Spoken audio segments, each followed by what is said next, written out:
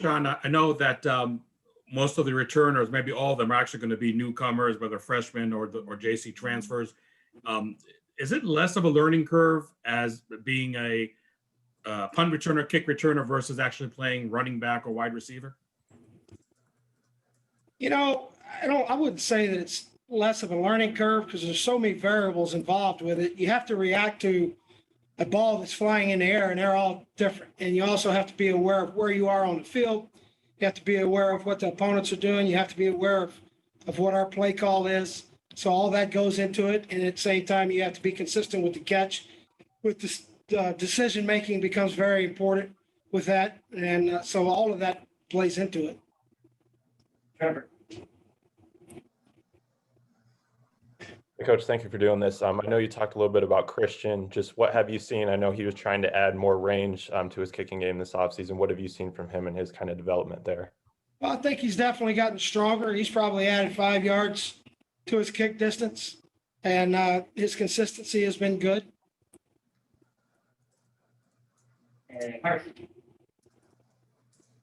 Coach, you said for a second there that you feel like Turk is an improved player. Would you mind just elaborating on how you feel like he's improved and what he does technically that makes him so great at his job?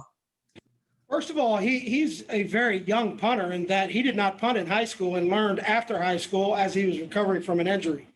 Played 1 year at a smaller division school, then sat out here, and then played last year. It was his first year in major college football.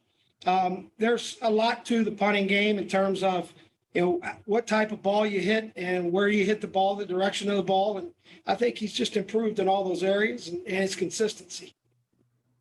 Oh, Shawn, from the outside looking in, Logan Tyler was really in a unique position where he came over here with the understanding that Michael Turk is not going to be here. And then Michael Turk comes back. Can you just walk us through, how much was there sitting down Logan, making sure that everything is going to be okay? And do you foresee him being not only the main kickoff guy, but also maybe the main 45 yards and longer field goal guy? Say this, he's a very talented young man coming out of high school. He was one of the top rated punters and kickers and in his class, and punted actually at Florida State and kicked off for 3 years. And I've been very pleased with him. And going back to the start of his involvement with us, we offered him a scholarship. And Coach Edwards, when Turk decided to return and was granted a waiver by the NCAA, Coach Edwards honored our commitment to him. He's been nothing but a bright addition for us. And I think he'll be instrumental in a number of areas as we move forward. Coach, you also talked about Eric Dickerson for a second earlier, and obviously he and Turk have that continuity, and Eric's really good at what he does. How do you feel like that helps Turk do his job as well? Well, it helps a lot because Eric snaps the ball here every time. And that's a very good quality for a snapper because the punter doesn't have to reset his body. He can catch the ball, proceed into the punt without having to make an adjustment. Shawn.